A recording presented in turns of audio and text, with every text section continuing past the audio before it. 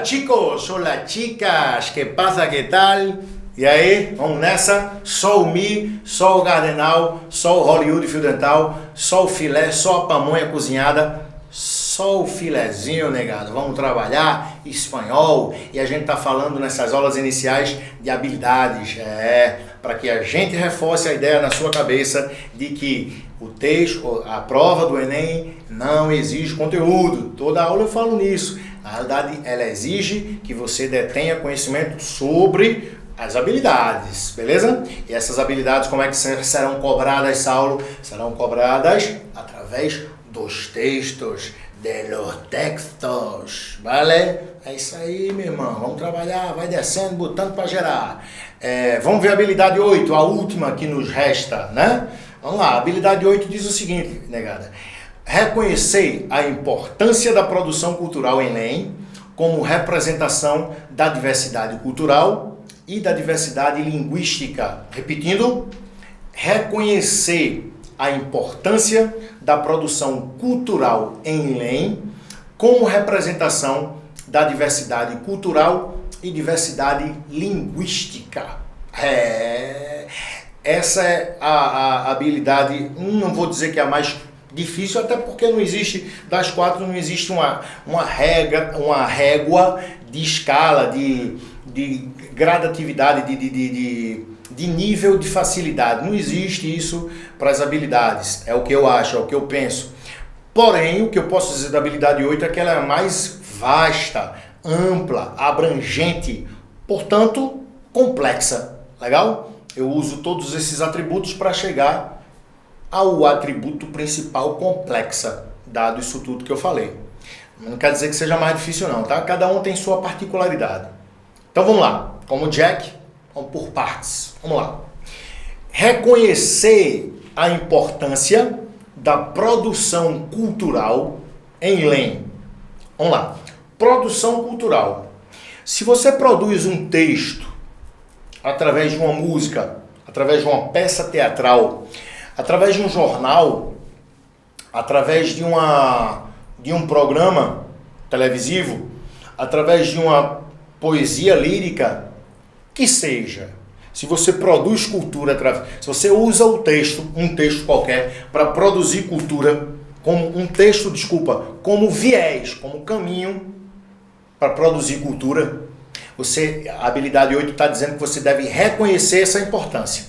A importância da produção cultural diária, de instante a instante, online, agora, em todos os países que falam espanhol, tá? Porque ele diz, reconhecer a importância da produção cultural em LEM, em língua estrangeira moderna.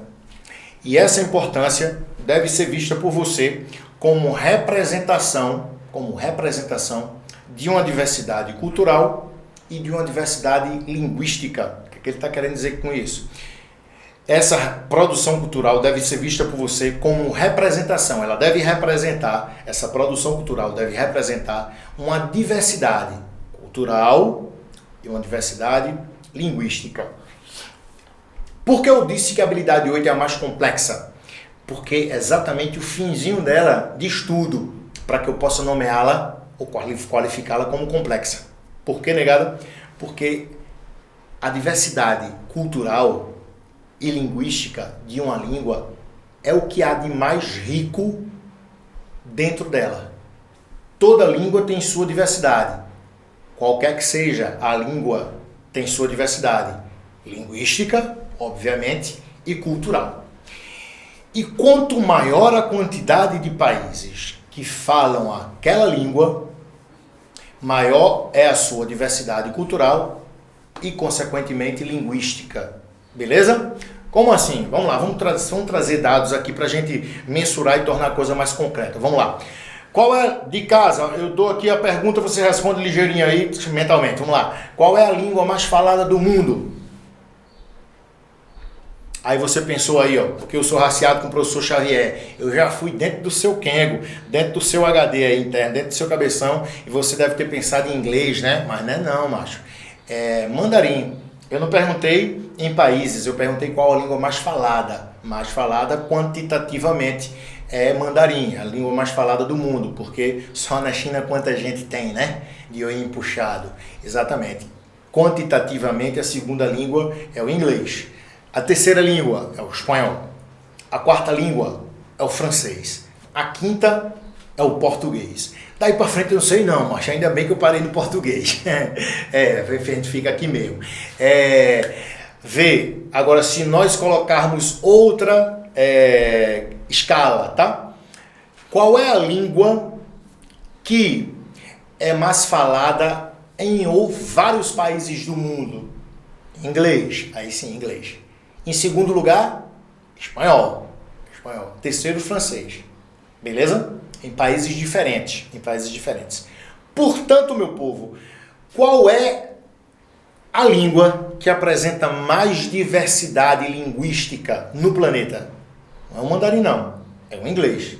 Em segundo lugar, é o espanhol. Coladinho, tá? Pela quantidade de países que falam inglês e espanhol, tá?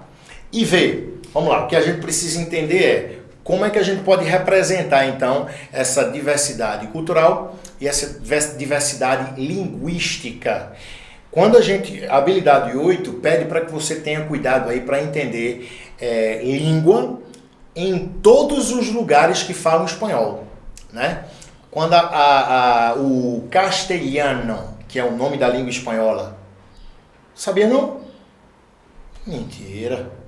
Qual é a diferença entre castelhano e espanhol? Tem diferença ou não tem? Não tem? Tem? Se tem, qual é a diferença? Castelhano e espanhol. Qual é a diferença? Não sabe. Não tem diferença? Não tem diferença. Não tem diferença. E aí? Tem ou não tem diferença? O que é que você acha? Castelhano, espanhol. Errada. Como diria o Papa Francisco nas suas missas dominicais. Quer frescar? Fresca, mas não fica frescando não. Olha, espanhol é o nome da língua falada na Espanha, que surgiu na Espanha. Foi o idioma do Reino da Espanha. Mas qual é o nome do idioma espanhol? Repetindo, qual é o nome do idioma espanhol? Castelhano. Castelhano era um dialeto. Um dialeto pode virar língua. Se ele crescer, se expandir, ter muita produção literária, ele vira língua, vira um idioma. Castelhano cresceu como dialeto, virou uma língua, um idioma, e ele continua a ser chamado de castelhano.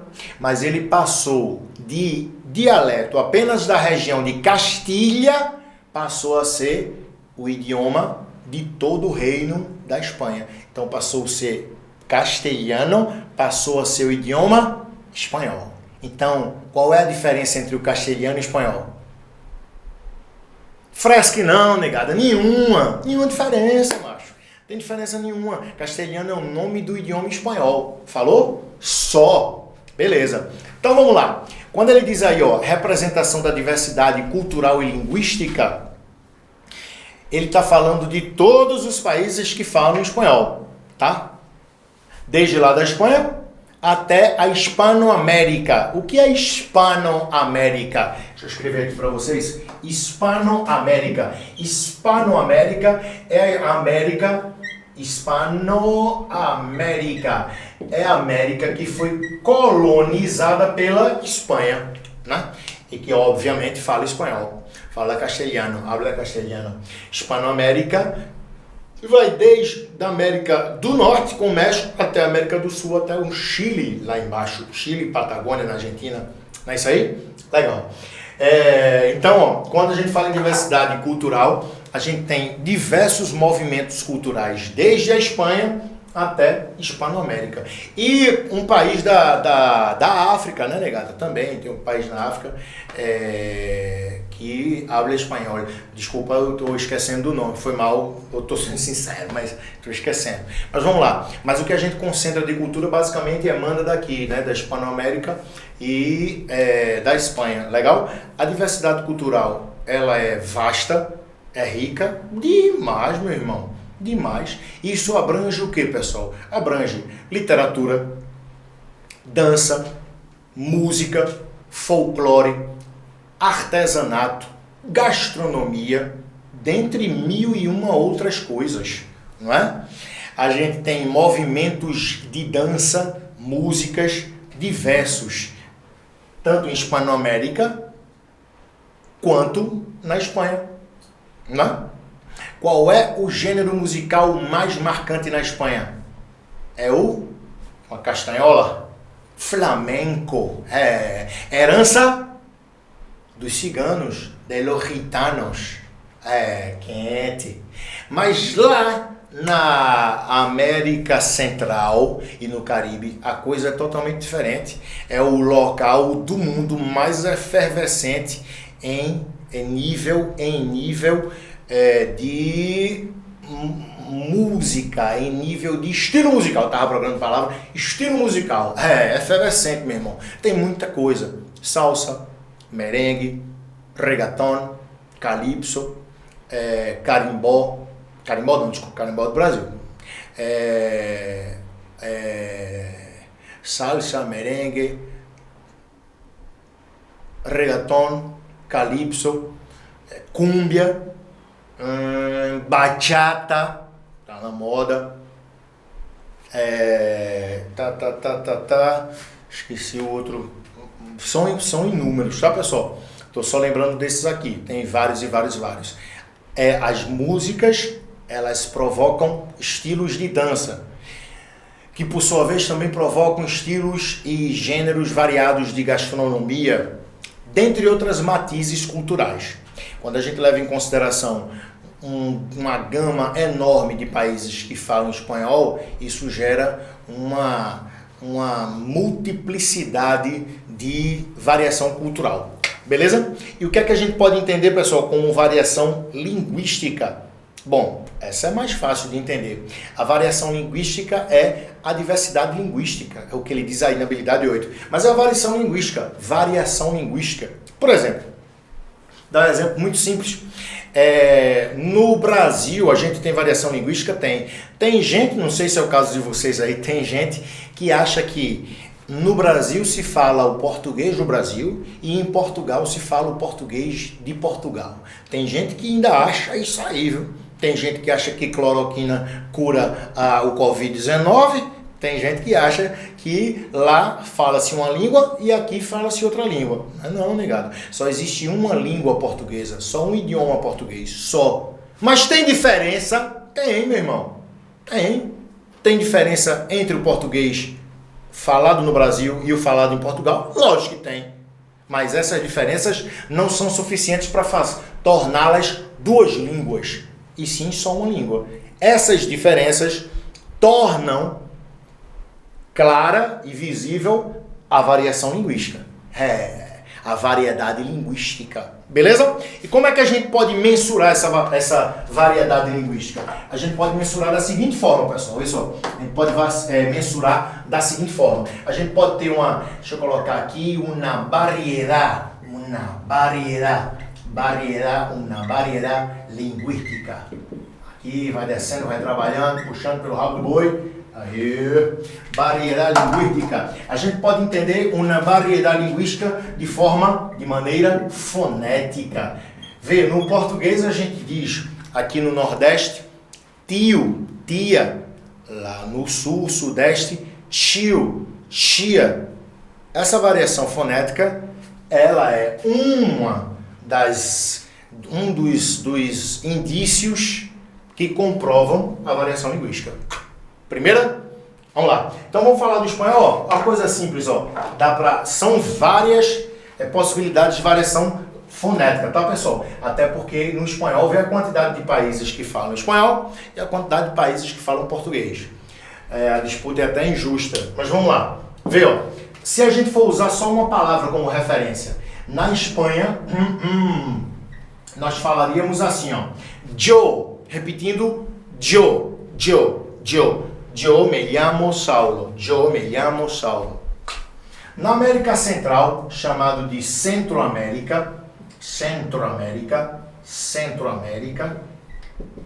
é bem mais sutil, tá? Eles falam assim, yo. E na América do Sul, chamado de Sudamérica,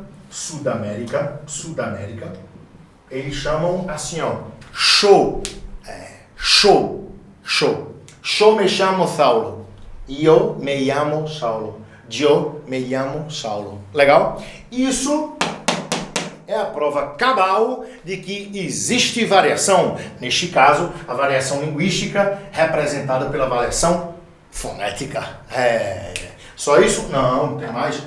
Uma das formas mais claras, mais evidentes da variação, da comprovação da variação linguística, negada, é a variação semântica. O que é semântica?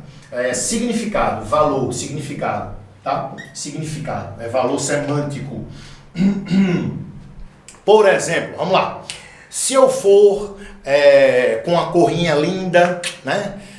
Uma gatinha, uma corrinha linda, bababá, passar uma lua de mel, me casei, macho, vou passar a lua de mel na Espanha e vou tomar um vinhozinho só para fazer o mal, só um vinhozinho e tal. Aí eu vou chamar quem para me atender lá no bar? Eu tenho que chamar na Espanha, né? Na Espanha, deixa eu anotar aqui, ó. Na Espanha eu vou ter que chamar quem? Eu chamarei, sabe quem, negada? Sabe quem? El mesero, na Espanha. Aí eu tô bombado, estibado. Eu trabalho aqui, ó. Ficou fácil, meu irmão. Tô bem, tô frescando, negada. Quer dizer, a gente vai ficar bem com a ajuda de vocês. Mas aí, ó, eu vou lá pra o México. Cheguei lá no México. E aí eu sei que no México se fala espanhol, se habla espanhol. Então eu vou chamar, né? Mesero! Ei, miséria! Mesero! E o cara não vem. Lógico que ele não vem. Porque lá, apesar de ser espanhol, todo mundo só utiliza moço, vale? Sobrou dinheiro, digo, eu quero estourar, eu quero passar mal. Eu vou lá pra Argentina, vou com o meu Love Story, vou tomar um cafezinho. Argentina, fala espanhol, eu vou chamar messeiro ou moço. Messeiro! Bicho, desligado. Messeiro! Messeiro! Moço! E o caba nada, lógico. E a Argentina é chatinho, né? Pra quem foi já na Argentina, a Argentina é cabuloso com turista. Mas lá, você vai ter que chamar um camarero. Camarero, por favor. Camarero. Oxe, meu irmão. E não é a mesma língua? Isso aqui são coisas distintas, nomes distintos para a mesma coisa. Isso denota o quê? A variação linguística. Na perspectiva semântica. Beleza? E, para fechar isso aqui, a gente ainda pode mensurar uma variação linguística, em qualquer que seja a língua. Ela também pode ser gramatical. Em espanhol, gramatical. Legal. Como assim, negado? Vê só, tem uma cor bem interessante aqui em relação à gramática. Deixa eu ver aqui na questão técnica. Meu diretor-geral, aqui a gente pega. Então vamos subir aqui para o pessoal, para não ter problemas.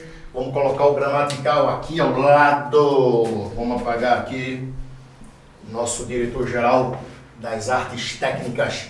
Deixa eu fazer aqui o Gary Guedes, né, negado? Vamos lá. Vou colocar aqui la variedad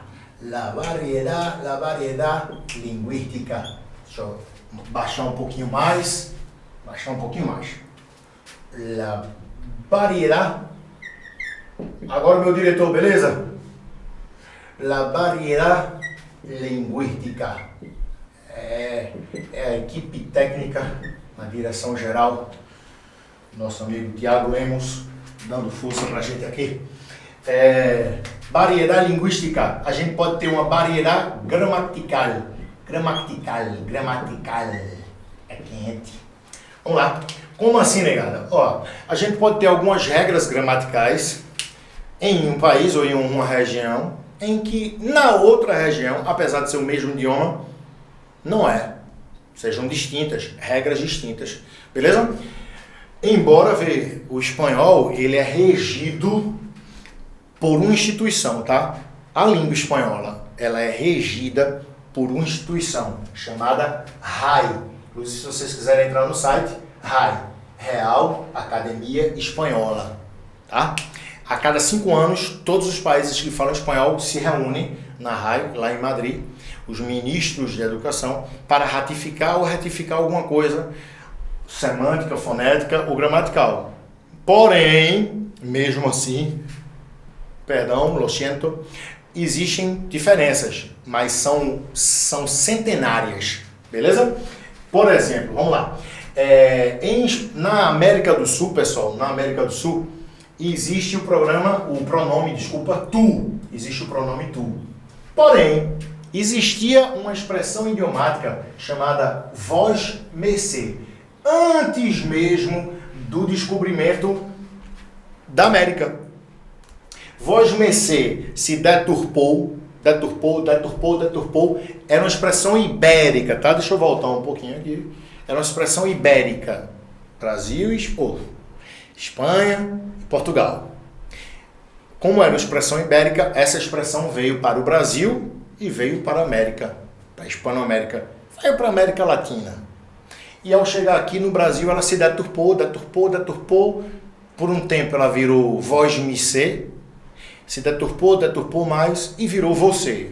Brasil, Portugal também. Na Espanha isso aqui morreu. Vos mercê, morreu. Na América Central morreu também. Vos mercê. Isso só sobreviveu na América do Sul, sobretudo nos países do Cone Sul, mas na América do Sul toda. E aí, meu povo, essa expressão passou a ser usada mais dentro de casa. E dentro de casa a gente é mais formal ou informal? Informal, né? E isso foi abreviado para BOS. E que por ser informal é sinônimo de tu, tá? Mas na América do Sul usa-se muito mais BOS do que tu. E isso aqui só existe na América do Sul. Se eu for aprender espanhol lá no México, eu vou aprender sem esse pronome pessoal. Se eu for aprender espanhol na Espanha, eu vou aprender sem esse pronome pessoal. Sacou? Isso é mais uma prova cabal da variação linguística. Então, vamos tentar entender um pouquinho mais colocando no texto e fazendo uma questão. Com essa habilidade 8, que é a mais complexa de todas. O título exatamente já corrobora a ideia da variação cultural, né? Tango, o gênero marcante e a cara de uma nação chamada Argentina. Vamos lá. El tango, já seja como dança, melhor, já é fazendo besteira aqui, o negado, ó. Vou pedir para a diretoria técnica passar para a próxima página. E aí a gente vai ver o enunciado, no caso a outra, enunciado aqui, ó. Como é que é o enunciado? Sabendo-se que a produção cultural de um país pode influenciar, retratar ou inclusive ser reflexo de alguns acontecimentos de sua história, o tango é reconhecido por quê? O tango é reconhecido pelo quê? O tango é reconhecido pelo quê? Dentro desse contexto histórico. Dentro do contexto histórico, o tango é reconhecido pelo quê? Vamos lá? Vamos anotar então alguns detalhes, voltando, alguns detalhes nesse registro histórico pedido pelo enunciado. El tango, ya sea como danza, música o poesía o cabal de expresión de una filosofía de vida, el tango posee una larga y valiosa trayectoria, jalonada de encuentros y desencuentros, amores y odios, nacida desde lo más hondo de la historia argentina.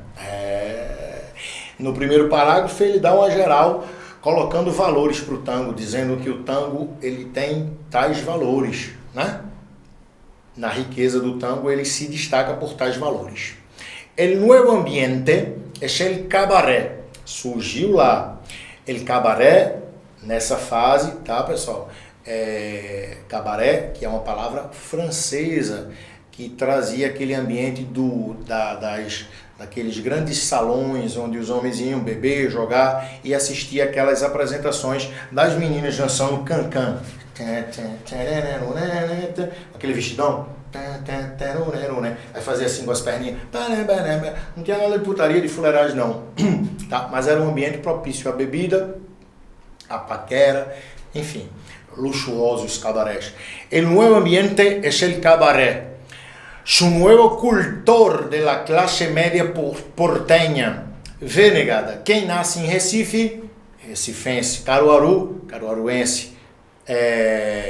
Quem nasce em Brasília, brasiliense. Quem nasce em Salvador, soteropolitano. E quem nasce em Buenos Aires, porteño. Beleza? Porteño, quem nasce em Buenos Aires. El nuevo ambiente es el cabaret. Su nuevo cultor, la clase media porteña, que ameniza sus momentos de diversión con nuevas composiciones, sustituyendo el carácter malevo del tango primitivo por una nueva poesía más acorde con las concepciones estéticas provenientes de Londres e Paris. Dentro de um contexto histórico, dentro de uma cronologia, perdão, ele diz aí então onde surgiu, como surgiu, em que ambiente o tango surgiu, com influências de Londres e Paris, né? Então vamos ver a sequência do texto. En la década de 20, el tango se anima incluso a traspasar la frontera del país. Na década de 20 ele começou a se expandir, ó. Recalando en lujosos salones pancinos, donde es aclamado por públicos selectos que adhieren entusiastas a la sensualidad del nuevo baile. Baile é dança, tá vendo? Baile é dança.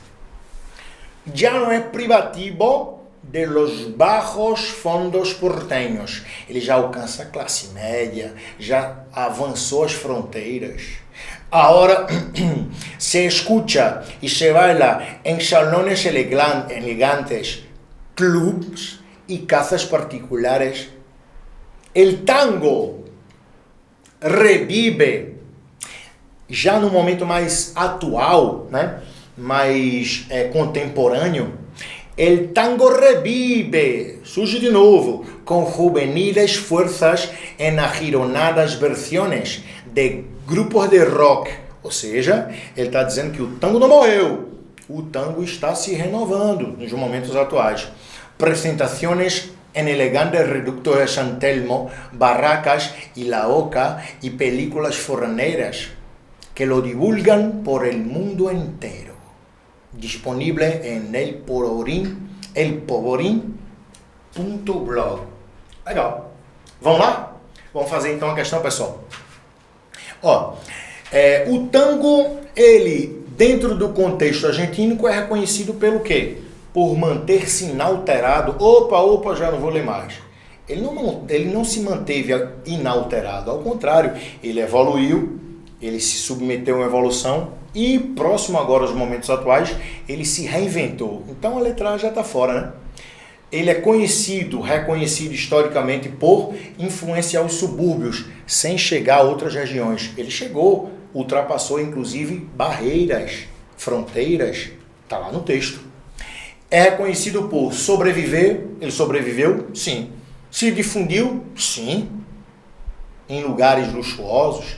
Ultrapassando as fronteiras do país? Sim, ultrapassou barreiras e fronteiras do país, né? Chegando a outros países e continentes. Então tá aí, negada. A letra C é a letra mais adequada pra gente. Falou? É isso aí. Falamos das 4 habilidades e conseguimos fechar dentro de um texto, de um tempo previsto. Tomara que a gente tenha ajudado a você a transmitir o conteúdo necessário para você garantir a sua vaga, porque aqui ficou fácil demais. Adelante, beijos!